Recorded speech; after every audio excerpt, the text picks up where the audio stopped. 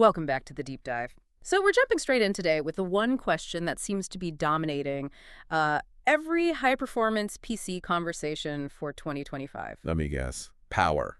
Exactly. What does it actually take to power the next generation? We're talking about the huge demands of a card like the RTX 5090. Right. If you're running heavy workloads, gaming, rendering, anything serious, a stable power supply unit, a PSU, it's the absolute bedrock of your machine. It absolutely is. And it's funny, builders often get so focused on the flashiest components and kind of forget about the steady current that's feeding everything. So our mission today is pretty targeted. We've been looking at a benchmark review of the Montech Century 2 850W PSU. Okay.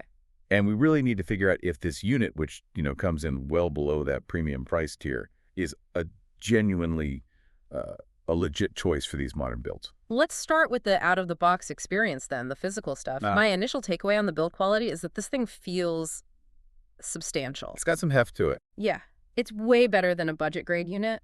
The physical tolerances are tight, and even the fan shroud feels, well-designed. And for the person actually putting the machine together, I think what's really great is how they handle the cables. Ah, the modular cables. So fully modular cables, yeah.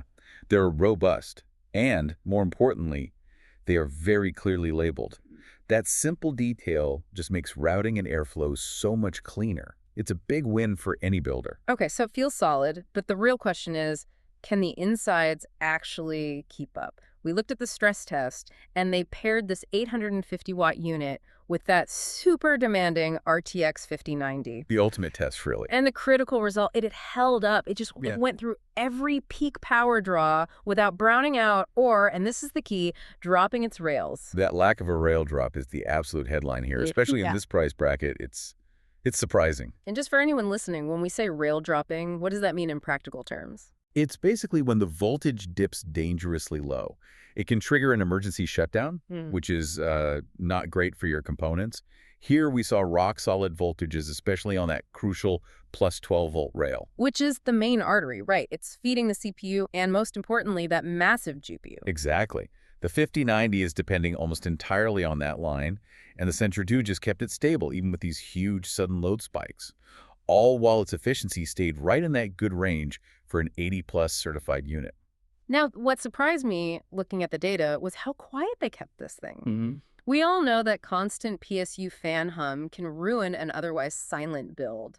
The noise profile here was a really significant win. At idle, the fan was almost inaudible. And under load. Even under a heavy gaming load, it stayed quieter than a lot of its more expensive competitors. So that stability is phenomenal for the price, but I do have to challenge one thing here. The idea that 850 watts is generous headroom for a 5090. You think it's cutting it close? I think it's cutting it a little close, yeah. I mean, it works, clearly. It's reliable.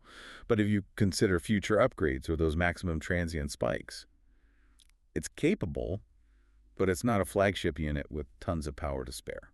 So that brings us to the trade-offs then. What are you actually giving up by not buying one of those, top-tier enthusiast PSUs? Mostly, you are sacrificing the chase for the absolute lowest ripple numbers. And ripple is just, think of it like tiny bits of voltage noise. Fluctuations. Minor fluctuations, exactly. They shouldn't really impact your performance, but minimizing them shows a very high level of, let's say, electrical refinement. So for 99% of people? For 99% of consumers, those tiny gains are just not worth the massive price jump. Okay, so what does this all mean for you, the person planning a build? The Montech Century 2 seems reliable, it's capable, and it provides enough juice to run a hungry card like the 5090 without you having to buy into those super expensive flagship models. It's a very balanced PSU. It handles the top-tier stuff without breaking the bank. It definitely deserves a look. So a worthy contender. I think so. And it raises a really interesting question for anyone looking at their next build sheet.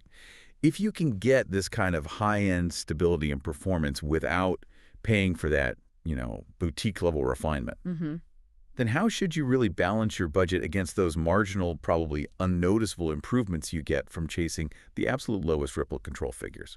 Something to think about, for sure.